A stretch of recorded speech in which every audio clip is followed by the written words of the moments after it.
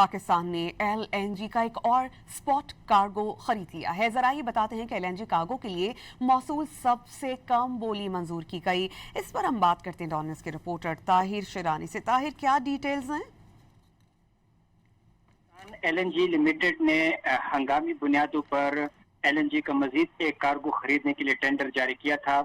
جو ٹینڈر کھولا گیا ہے اس میں 15 سے 16 جولائی کی سپلائی کے لیے LNG کارگو کی خریداری کا جو ٹینڈر کھولا گیا اس میں 3 بولیاں موصول ہوئی. عالمی کمپنیوں کی جانب سے کم جو قیمت ہے وہ $18.23 فی MMBTU موصول ہوئی. اور ذرائع کا کہنا ہے کہ پاکستان LNG لمیٹڈ بورڈ کی جانب سے جو کم سے کم بولی موصول ہوئی اس کی منظوری دے دی گئی ہے اور حکومت پاکستان کی جانب سے اسپاٹ مارکیٹ سے ایک اور LNG کارگو خرید لیا گیا ہے.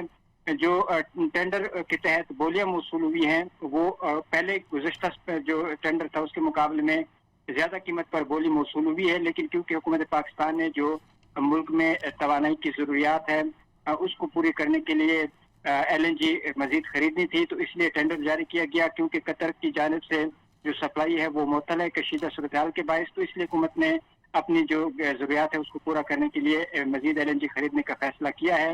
اور اس سے پہلے LNG نے 10 اور 11 جولائی کے لیے جو سپلائی کے لیے ایک سپاٹ LNG کارگو تھا وہ $17.37 فی MMBTU کے ریٹ پر خریدا گیا تھا. اس کے بعد مزید اب LNG خریدنے کا فیصلہ ہوا ہے. جی، مزید LNG خریدنے کا فیصلہ ہوا. طاہر، بہت شکریہ، آپ اس بارے میں ہمیں اپڈیٹ کر رہے تھے.